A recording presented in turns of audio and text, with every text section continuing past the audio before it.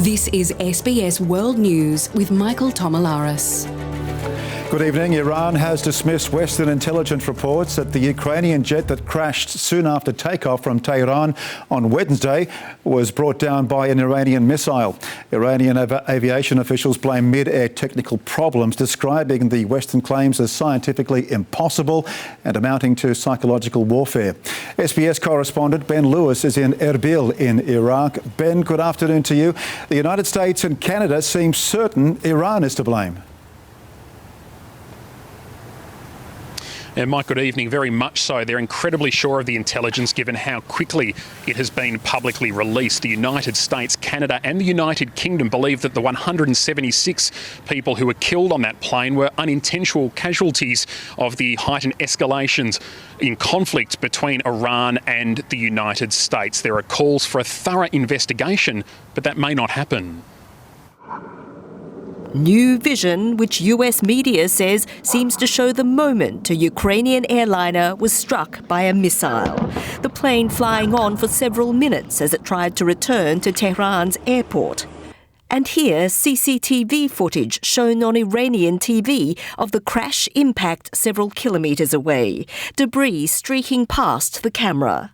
US officials say an American spy satellite detected two missiles being launched from an Iranian battery in the area. Whatever the evidence, Canada, with 63 dead, is sure of the conclusion. We have intelligence from multiple sources, including our allies and our own intelligence. The evidence indicates that the plane was shot down by an Iranian surface-to-air missile. This may well have been unintentional. That's scientifically impossible, says the head of Iran's civil aviation organisation. Its initial report concluding the 3-year-old plane, serviced just 2 days earlier, had suffered technical problems mid-air.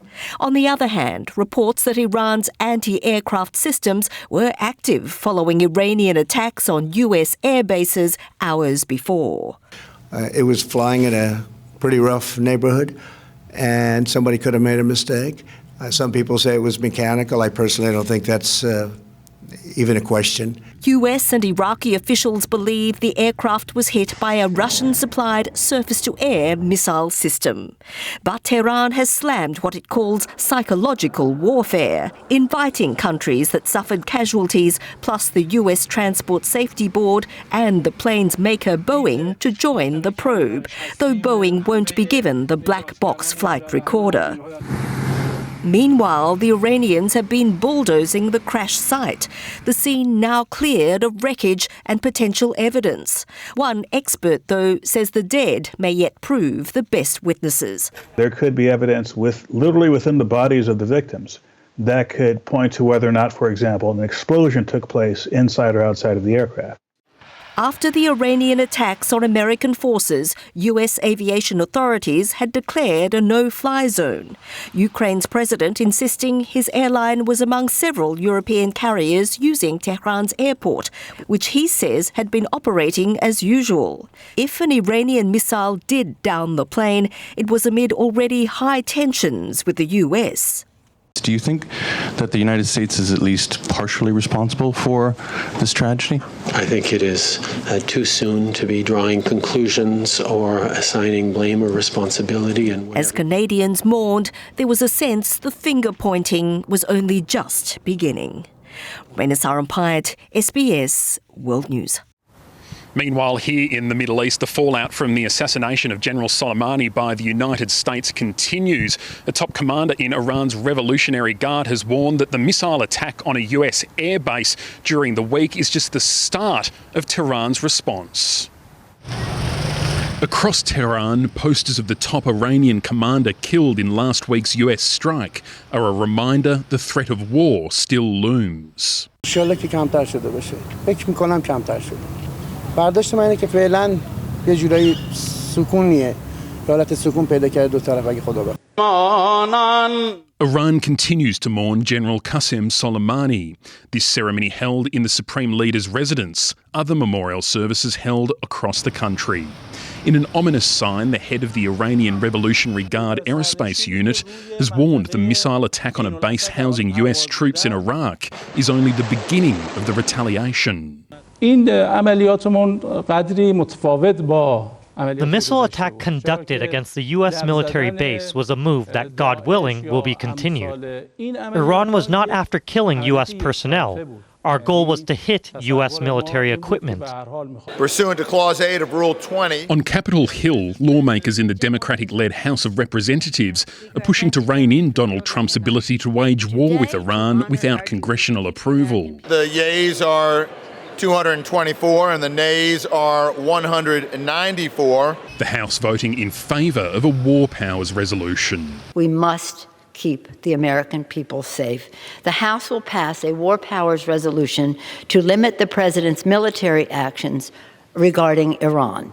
The measure is non-binding and won't pass the Republican-controlled Senate, but it reflects the unease in America over President Trump's decision to assassinate Soleimani. And for the president to do something like this, to take action, an assassination really, of an Iranian government figure without consulting experts in the White House, the State Department, the military appeared to have problems with this. That got through to the American people, and it did not earn Trump many points. Donald Trump not letting it slow down his re-election campaign. In Ohio today, he boasted about the assassination. He was a bad guy. He was a bloodthirsty terror, and he's no longer a terror. He's dead. The president said the Iranian general was planning attacks on a US embassy. His Secretary of State today, though, less forthcoming with the details. There is no doubt that there were a series of imminent attacks that were being plotted by Qasem Soleimani. We don't know precisely when, and we don't know precisely where, but it was real. Hours earlier, Iranian and US officials faced off at the UN Security Council, Iran referring to the United States as an unhinged regime, while the US justified the killing of the Iranian commander as self-defence. The world continuing to watch with caution as the UN renewed calls for urgent de-escalation. At this time when global fault lines risk exploding, we must return to fundamental principles. We must return to the framework that has kept us together. We must come home to the UN Charter.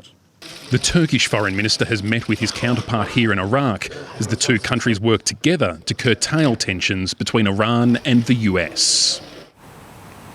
It has been a relatively quiet 24 hours here in Iraq. A rocket was fired at the Balad Air Base north of Baghdad last night, but there were no reports of any serious damage or injuries from that. Mike, the big concern of coalition commanders on the ground here still is what pro-Iran Iraqi militia groups will do in the coming weeks. Later today, a top cleric will be speaking in Baghdad. His words may determine just how peaceful things are here in the coming weeks. Ben Lewis reporting from Erbil in Iraq. Thank you.